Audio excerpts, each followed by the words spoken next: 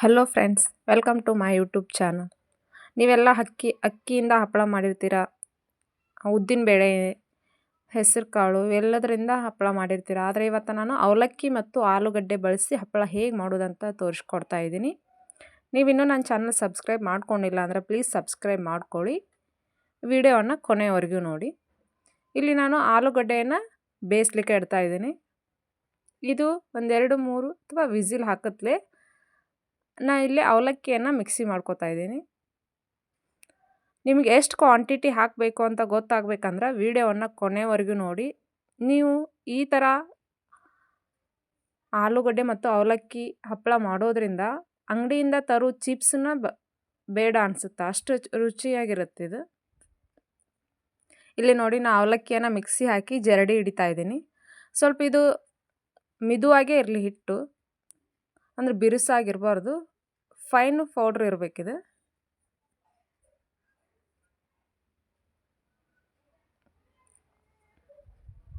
ನೋಡಿ, ಉಳಿದಂಥದ್ದು ಇನ್ನೂ ಒಮ್ಮೆ ಮಿಕ್ಸಿ ಹಾಕೋಬೇಕು. ಈ ಥರ ನಾನು ಅರ್ಧ ಕೆ ಜಿಗೆ ಪಾವು ಕೆ ಜಿಯಷ್ಟು ಅವಲಕ್ಕಿಯನ್ನು ಹಿಟ್ಟು ಮಾಡ್ಕೊತಾ ಇದ್ದೀನಿ. ಇಲ್ಲೇ ಆಲೂಗಡ್ಡೆ ಎಲ್ಲ ಬೆಂದಿದೆ.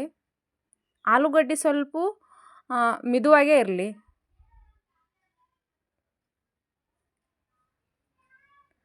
ಇಲ್ಲಿ 8ರಿಂದ 9 ಅಂದ್ರೆ ಒಂದು ಅರ್ಧ ಕೆ ಜಿ ಆಗುವಷ್ಟು ಆಲೂಗಡ್ಡೆ ತೊಗೊಂಡಿನಿ. 1 ಕೆ ಜಿಗೆ ಅರ್ಧ ಕೆ ಜಿ ನೀವು ಅವಲಕ್ಕಿಯನ್ನು ಹಾಕಬೇಕು. 1 ಕೆ ಜಿ ಆಲೂಗಡ್ಡೆ ಇತ್ತಂದ್ರೆ ಅರ್ಧ ಕೆ ಜಿ ಅವಲಕ್ಕಿ ಪೌಡ್ರ್ ಹಾಕಬೇಕು. ಇಲ್ಲಿ ನಾನು ಅರ್ಧ ಕೆ ಜಿ ತೊಗೊಂಡಿನಿ. ಅರ್ಧ ಕೆ ಜಿಗೂ ಸ್ವಲ್ಪ ಒಂದೆರಡು ಜಾಸ್ತಿ ಅದಾವೆ ಅಷ್ಟೇ. ಅದಕ್ಕೆ ನಾನು ಪಾವು ಕೆ ಜಿ ಆಗುವಷ್ಟು ಇದನ್ನು ಮಾಡಿದ್ದೀನಿ. ಇದಕ್ಕೆ ಮಸಾಲ ರುಬ್ಬಬೇಕು. 5ರಿಂದ 6 ಹಸಿಮೆಣಸಿನ್ಕಾಯಿ, ಕರಿಬೇವು, ಕೊತ್ತಂಬರಿ, ಬೆಳ್ಳುಳ್ಳಿ. ಇಲ್ಲಿ ಮೇನ್ ಹಾಕಬೇಕಾಗಿರೋದು ಬೆಳ್ಳುಳ್ಳಿ. ನೀವು ಈರುಳ್ಳಿ ಒಟ್ಟ ಹಾಕಲಿಕ್ಕೆ ಹೋಗಬಾರ್ದು ಇಲ್ಲಿ. ಇಲ್ಲಾಂದ್ರೆ ಏನಾಗುತ್ತೆ, ಆಲೂಗಡ್ಡೆ ತೆಳುವಾಗ್ಬಿಡುತ್ತೆ. ಅದರಿಂದ ಅದನ್ನೆಲ್ಲ ಮಸಾಲೆ ರುಬ್ಕೊಂಡ್ಮೇಲೆ ಇಲ್ಲಿ ನಾವೇನು ಆಲೂಗಡ್ಡೆಯನ್ನು ಸಿಪ್ಪೆ ಸುಲಿದು ಇಟ್ಟಿದ್ವಲ್ಲ ಅದನ್ನು ಚೆನ್ನಾಗಿ ಕಿವುಚ್ಬೇಕು, ಅಂದರೆ ಸಣ್ಣ ಮಾಡ್ಕೋಬೇಕು. ಇದಕ್ಕೆ ನಾವು ಸ್ವಲ್ಪ ನೋಡಿಕೊಂಡು ಅವಲಕ್ಕಿ ಹಿಟ್ಟನ್ನು ಹಾಕಿ ನಾದಬೇಕು. ಅವಲಕ್ಕಿ ಪೌಡ್ರ್ ಏನು ಮಾಡ್ಕೊಂಡಿದ್ವಲ್ಲ ನಾವು, ಅದನ್ನು ಸ್ವಲ್ಪ ಒಮ್ಮೆ ಹಾಕೋದಲ್ಲ, ಸ್ವಲ್ಪ ನೋಡಿಕೊಂಡು ನಾದ್ಕೋಬೇಕು. ಇಲ್ಲಿ ಇದ್ರ ಜೊತೆ ನಾನು ಮಸಾಲೆ ಏನು ರುಬ್ಬಿದ್ನೆಲ್ಲ, ಹಸಿಮೆಣಸಿನ್ಕಾಯಿ, ಬೆಳ್ಳುಳ್ಳಿ, ಕರಿಬೇವು, ಕೊತ್ತಂಬರಿ, ಇದಿಷ್ಟೇ, ಮತ್ತೇನು ಹಾಕಬಾರ್ದು. ಇದಕ್ಕೆ ಈರುಳ್ಳಿ ಅಂತೂ ಹಾಕಲೇಬಾರ್ದು, ಇಲ್ಲಾಂದರೆ ಹಿಟ್ಟು ತೆಳುವಾಗಿ ಲಟ್ಸೋದಕ್ಕೆ ಬರೋದಿಲ್ಲ. ಇಲ್ಲಿ ರುಚಿಗೆ ತಕ್ಕಷ್ಟು ಉಪ್ಪು. ನೋಡಿ, ಹಿಟ್ಟನ್ನು ನೋಡಿಕೊಂಡು ನಾದ್ಕೋತ ಹಾಕಬೇಕು. ಇದನ್ನು ಭಾಳ ಅಂದ್ರೆ ಭಾಳ ಇಷ್ಟ ಆಗ್ತಾವೆ ಮಕ್ಕಳಿಗೂ. ನೀವು ಹೊರಗಿಂದ ಚೀಪ್ಸೇ ತರೋದಿಲ್ಲ. ನೋಡಿ, ಚೆನ್ನಾಗಿ ನಾನು ನಾದಿದ್ದೀನಿ. ನಾನು ಏನು ಪಾವು ಕೆ ಜಿ ಅಷ್ಟು ಅವಲಕ್ಕಿ ಹಿಟ್ಟನ್ನು ಹಾಕಿದ್ನದ ಅದು ಇದಕ್ಕೆ ಸರಿ ಆಗುತ್ತೆ. ಈ ಥರ ಚೆನ್ನಾಗಿ ಮಿದುವಾಗಿ ನಾದ್ಕೋಬೇಕು. ನೀವು ಇದನ್ನು ಎಷ್ಟು ಒತ್ತಿ ನಾದ್ತಿರೋ ಅಷ್ಟು ಹಿಟ್ಟು ನೈಸಾಗಿ ಬರುತ್ತೆ.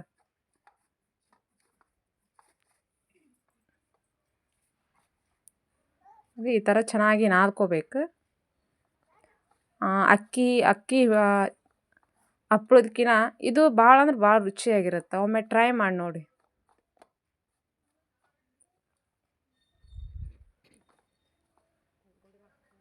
ಈ ಥರ ಚೆನ್ನಾಗಿ ಒತ್ತಿ ನಾದಬೇಕು.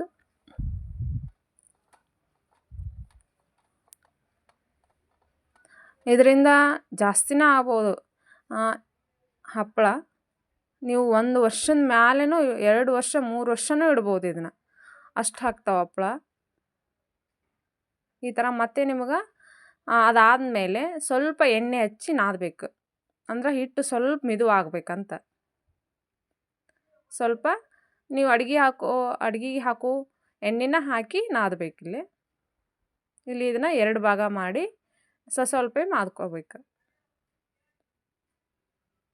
ಅಂದರೆ ಈಗ ಬೇಸಿಗೆ ಇರೋದ್ರಿಂದ ಹಿಟ್ಟು ಏನಾಗ್ಬಿಡುತ್ತೆ, ಆರಿದಂಗಾಗಿ ಲಟ್ಸೋದಕ್ಕೆ ಚೆನ್ನಾಗಿ ಬರೋದಿಲ್ಲ. ಆದ್ದರಿಂದ ನಿಮಗೆ ಎಷ್ಟು ಬೇಕೋ ಅಷ್ಟೇ ಹಿಟ್ಟು ತೊಗೊಂಡು ಸ್ವಲ್ಪ ಉಳ್ಳೆಯನ್ನು ಮಾಡಿಕೊಂಡು ಲಟ್ಟಿಸ್ಬೇಕು. ಇನ್ನೊಂದು, ಇದನ್ನು ಹೇಗೆ ಲಟ್ಸೋದಪ್ಪ ಅಂತಂದ್ರೆ, ನೀವು ಮನೆಯಲ್ಲೆಲ್ಲ ಬಟ್ಟೆಗೆ ಹೊಸ ಬಟ್ಟೆ ತಂದಾಗ ಅದ್ರ ಮೇಲೆಲ್ಲ ಕವರ್ ಇರುತ್ತೆ ನೋಡಿ, ಆ ಥರ ಕವರ್ ಯೂಸ್ ಮಾಡ್ಬೋದು. ಇದಕ್ಕೇನು ಸಪ್ರೇಟ್ ಬಟರ್ ಪೇಪರು ಅದೇನು ತರಬೇಕಂತನೂ ಏನೂ ಇಲ್ಲ. ಇಲ್ಲಿ ನೋಡಿ ನಾನು ಚೆನ್ನಾಗಿ ಸಣ್ಣ ಸಣ್ಣದಾಗಿ ಉಳ್ಳೆ ಮಾಡ್ಕೋತೀನಿ. ಇಷ್ಟು ಸಣ್ಣದಾಗಿ ಅಂದ್ರೆ ಎಷ್ಟು ದೊಡ್ಡ ಹಪ್ಪಳ ಹಾಕ್ತಾವೆ ಗೊತ್ತಾ ನಿಮ್ಗೆ?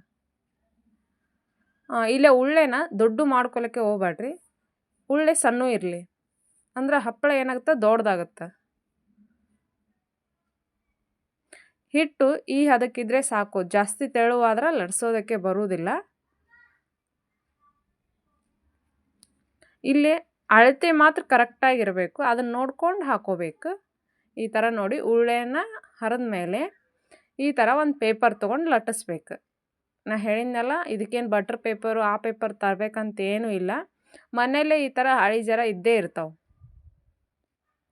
ಈ ಥರ ಪ್ಲಾಸ್ಟಿಕ್ ಪೇಪರ್ ನಿಮ್ಗೆ ಎಲ್ಲಿಯೂ ಸಿಗಲಿಲ್ಲ ಅಂದ್ರೆ ನಿಮಗೆ ಹೊಸ ಬಟ್ಟೆ ಇರ್ತಾವಲ್ಲ, ಹೊಸ ಬಟ್ಟೆ ಕವರ್ ಒಳಗೆ ಇದ್ದೇ ಇರುತ್ತೆ.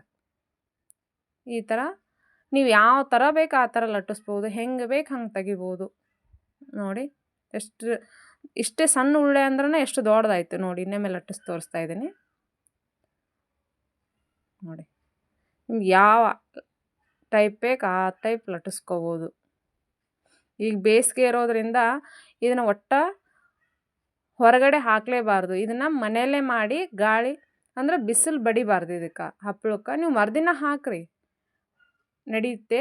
ಆದರೆ ಇವತ್ತು ಮಾಡಿದ ದಿನ ಏನಿರುತ್ತೆ ಮನೆಯಲ್ಲೇ ಮಾಡಬೇಕು, ಇವನ್ನ ಮನೆಯಲ್ಲೇ ಹಾಕಬೇಕು. ಹೊರಗಡೆ ಟೆರೆಸ್ ಮೇಲೆ ಅದನ್ನು ನೀವು ಮರುದಿನ ಒಂದು ದಿನ ಬಿಟ್ಟು ಹಾಕ್ಬೋದು. ನೋಡಿ ಎಷ್ಟು ತೆಳು ಬೇಕು ಅಷ್ಟು ತೆಳು ಮಾಡ್ಕೋಬೋದು.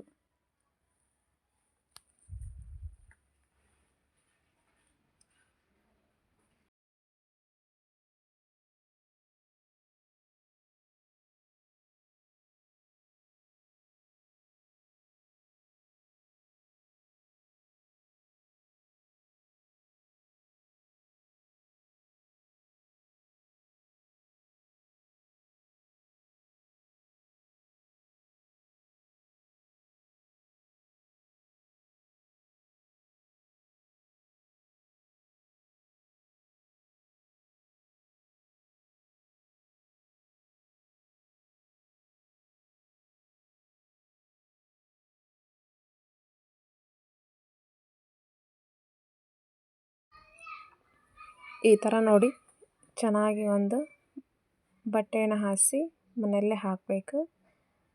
ಸಾಯಂಕಾಲದ ಹೊತ್ತಿಗೆ ಈ ಥರ ಒಣಗಿ ಎಲ್ಲ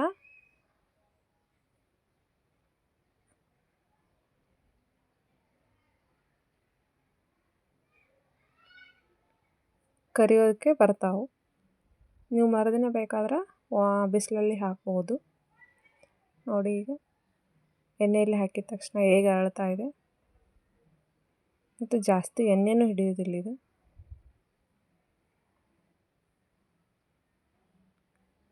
ಈ ಥರ ಮಾಡಿಕೊಟ್ರೆ ಅಂದ್ರೆ ಯಾವ ಚಿಪ್ಸು ಬೇಕಾಗಿಲ್ಲ.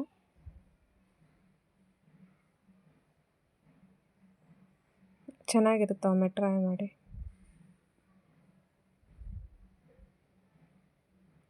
ಹಬ್ಬದೊಳಗೆ, ಹೋಳ್ಗೆ ಒಳಗೆ, ಅಥವಾ ನೀವು ಹಾಗೆ ಸಾಯಂಕಾಲ ಟೀ ಜೊತೆ ಚೆನ್ನಾಗಿರುತ್ತೆ ಇದು.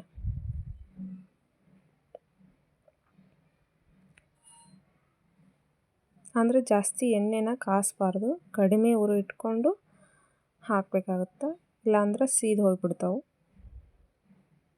ನೋಡಿ ಜಾಸ್ತಿ ಎಣ್ಣೆನೂ ಬೇಕಾಗಿಲ್ಲ. ನೋಡಿ ನಾನು ಎಷ್ಟು ಕಡಿಮೆ ಎಣ್ಣೆ ಹಾಕಿದ್ದೀನಿ. ನೀವು ಅರ್ಧ kg ಆಲೂಗಡ್ಡೆ ಒಳಗೆ ಎಷ್ಟು ಬೇಕೋ 1 ವರ್ಷ ಆಗಿ ಉಳಿಯುವಷ್ಟು ನೀವು ಹಪ್ಪಳ ಮಾಡ್ಕೋಬೋದು.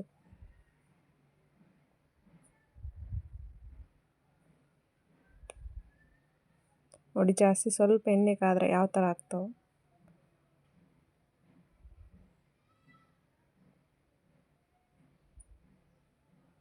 ಧನ್ಯವಾದಗಳು ಫ್ರೆಂಡ್ಸ್.